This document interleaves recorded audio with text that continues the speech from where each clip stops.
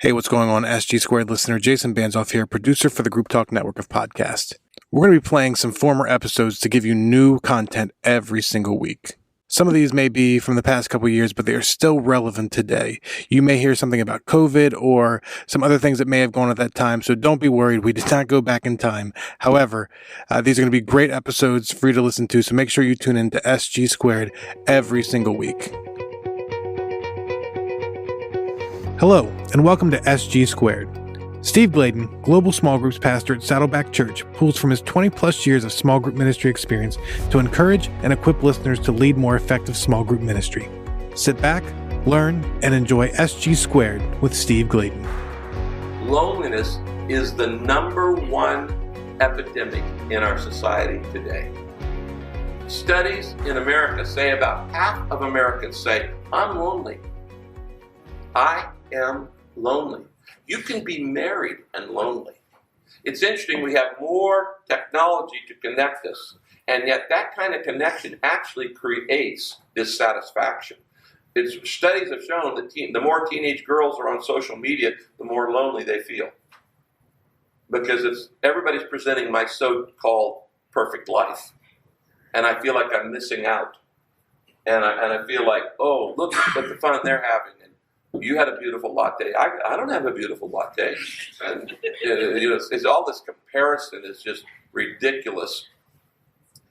And so social media is not creating connections. It's creating false intimacy. Social media is creating more and more of these pseudo connections. But people are craving. And loneliness is such an epidemic. 60% of England says, "I'm lonely," so much so that Theresa May, the Prime Minister, just appointed a new cabinet position called the Minister of Loneliness. There's a Minister of Loneliness in the English cabinet because it's so widespread. When you go onto Google, look for the Cigna, C-I-G-N-A, report on loneliness. They did an extensive study of the health damage that loneliness does to people, and says that loneliness is more worse for your health and will cause you to die younger than smoking 15 cigarettes a day or being obese. Loneliness is worse than obesity or 15 cigarettes a day for your health. That you have to have. We're wired. And this is not news. The very first thing God said to man is, "It is not good for man to be alone." What's the antidote to that? Small groups. What the world needs more than anything else in our society today is the antidote to loneliness. And where are they going to get it? Small groups. I want to fire you up to go home and exponentially think your small groups. Add a 0. And say, if we got 30 groups, let's get 300. If we got 50 groups, let's have 500. Okay? Just add a 0 to it. And just start thinking bigger than you've ever thought before. According to your faith, it will be done unto you. Set a big goal for how many new groups you want to start. Now, the way you grow small groups is not one at a time every week. But it's by doing these campaigns where you start 50 or 100 or 500 in 1 week. It's the secret sauce of Saddleback Church. It's how we went from a few groups to now thousands and thousands and thousands of groups. I'll just tell you this one story that in 2002 when we did 40 Days of Purpose, we do an annual campaign every year. And it's the secret sauce to the growth of Saddleback Church. And there are a lot of biblical principles, actually 18 principles, like multiple reinforcement and concentrated prayer, and you clear the schedule, and there are a lot of principles and multiple learning styles. But in the campaign, which is a 6 or 8 week campaign every year, that's our engine for starting small groups. And we will start, well, in 2002 when we did 40 Days of Purpose, at that time, the church was 22 years old, and we only had 800 groups. Now, that's a lot of groups for most churches, 800 groups, but it was peanuts for a church our size. I still had most of my people not in small groups after 22 years. And I'd been talking it and promoting it for 22 years. I just couldn't get them in until we figured out how to use the campaign. And what we discovered is that we had reversed the way people actually think about groups. We tell people you need to get in a group because you need relationships. That's our primary selling point. You need to be in a group for relationships. And that's true, but it's not the primary hook. Because most people go, yeah, I know. I need more relationships. In fact, I'm even lonely. But I'm just too busy. I don't have time for another meeting in my life. And so even though they know it would be good for them, they go, I don't have the time for it. You have to offer them something in a group they can't get anywhere else. And so we began to get content like Purpose-Driven Life and things like that, where we would offer content. The only place you're going to get this is a small group. And I'm going to teach on it on Sunday morning, but that's the minor part. That's the appetizer.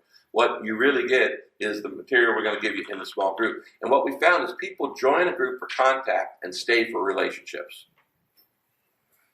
They join for content, but they stay for relationships. They don't join for relationships, even though they're lonely. It's kind of like, there are a lot of things good for you too, and you don't do them. Okay? A lot of things are good for you, you don't do them. So you got to offer a content that is so good that I got to get this. Like, I want to know the purpose of my life. We've done Purpose-Driven Life 3 times in this church. We've repeated it 2 more times. We've done recovery 2 or 3 times. And we're not afraid to repeat stuff because you get a whole new batch of people. But I remember Steve and I and the other pastors were sitting around one day, and our goal for the first campaign of 40 Days of Purpose was 300 new small groups. And I remember going home and God said to me, Rick, your goal isn't requiring any faith. You can do this in your sleep. And I'm pleased when you do something that can't be done in the power of the flesh. So you need a bigger goal. You need to do exponential thinking. I said, what's exponential thinking? And the Lord said, add a 0 to it. So I said, 300 groups, 3,000 groups? You want us to start 3,000 groups in one campaign? So I went back to Steve and I said, Steve, I think God wants you to start not 300 groups, but 3,000 groups. And he goes, all right, Pastor, you're a man of faith. Let's go for it. We're going to go for it.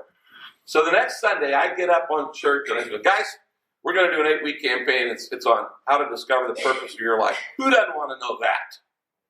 What's the purpose of my life? But this material, you're only going to get it if you're in a small group. Now, we're going to teach it on Sunday, and we're going to give you a book to read every day, and we're going to have memory verses, and we're going to have projects. But the key, it all comes out of that group. All of these things are based in the group. So I said, we don't have enough groups for everybody, and I want everybody to benefit from this. So I need 3,000 of you to become group leaders. Now, Steve's probably already told this, so I'll repeat it. What you call your small group leaders makes all the difference in the world and how many people you're going to get. Because oftentimes the very title scares people. So when we first started small groups at Saddleback, we called our small group leaders lay pastors. Well, that was a terrible name because it scared people. Go, I'm not a pastor, never could be a pastor, never intend to be a pastor, don't know what a pastor does. And so we called it lay pastor. We got dozens of recruits because lay pastor was just too hard. Then Brett Eastman came on staff, and he came from Willow Creek, and he ran our small groups, and we changed the name to Shepherd. That was worse. Shepherds. My people have never seen a sheep. So what's a shepherd do? I'm not a shepherd, never been a shepherd, don't know how to be a shepherd, couldn't be a shepherd. It was a terrible, terrible name for our small group leaders. So then we changed it to small group teacher. And people said, I can't teach, I'm not a teacher, I don't know how to teach, I never will be able to teach, I'm just not a teacher. So then we changed it to small group leader. It was I'm not a leader. I've never been a leader. Couldn't be a leader. Don't know how to be a leader. I've never seen myself a leader. I'm not a leader. So I got to thinking, in my church, for every person who has the gift of teaching or leading, I've got 10 people with the gift of hospitality. Hospitality may be the most common gift in the church. And I'll say this now, you're going to hear it from me a lot in the next 10 years. Hospitality is going to be the front door for evangelism in the church of the next decade. Hospitality is the front door to evangelism in the next decade. The more hospitable your church becomes, the more evangelistically effective you'll become. Hospitality is the door to the future in a skeptical, cynical society. But I said, I've got 10 people who got the gift of hospitality for everybody's a teacher or a leader. So we changed the name to host. I'm not a group leader. I'm not a group teacher. I'm not a group pastor or shepherd. I'm just a group host. Well, little old ladies could be a host. A lady who's 95 years old could be a host. She's hosted all of her life. So I get up on Sunday morning and I go, I need 3,000 of you to become hosts. I'm not asking you to do this the rest of your life. I'm not asking you to do it for 10 years until the millennium. I'm asking you to do it for 8 weeks, 6 weeks, okay? Now, here's what it stands for, H-O-S-T, H. You have to like people.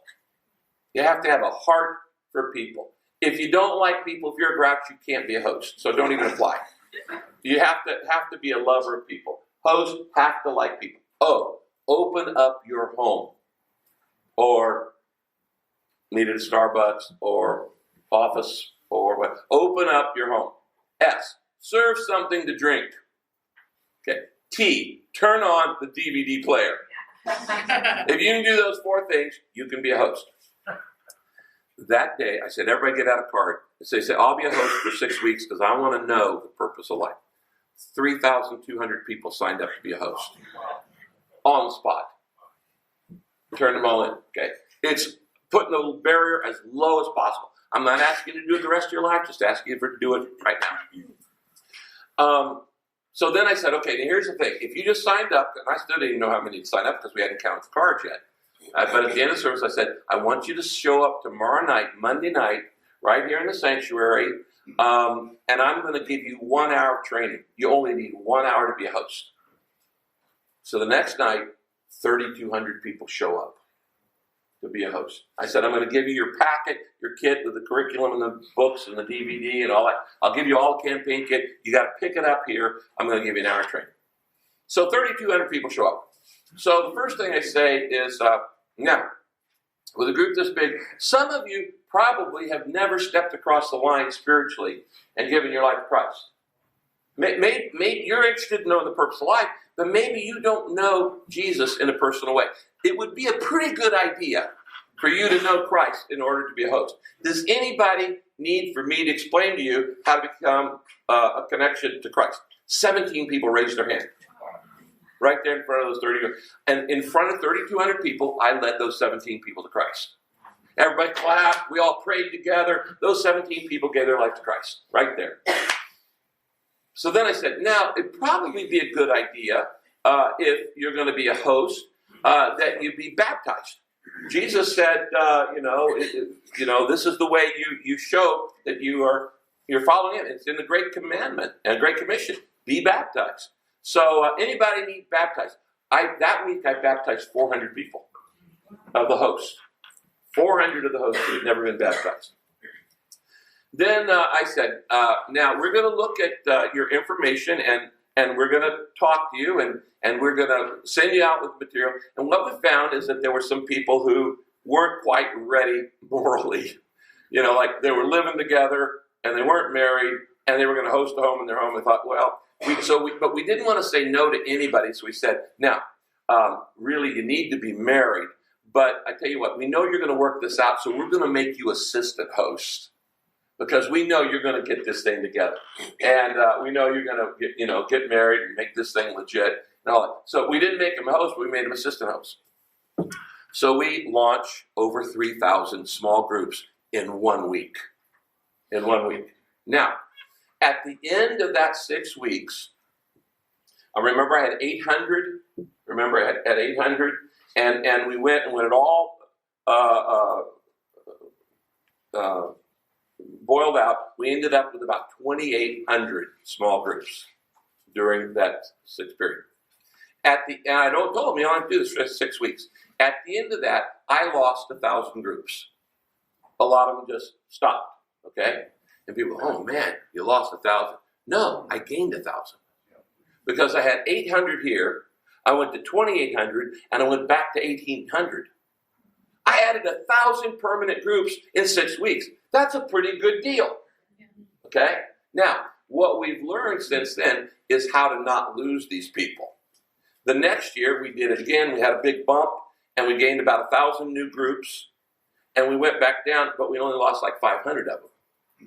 And then the next year, we went up. We gained like 500 new groups, but we kept almost all of them, like 400 of them.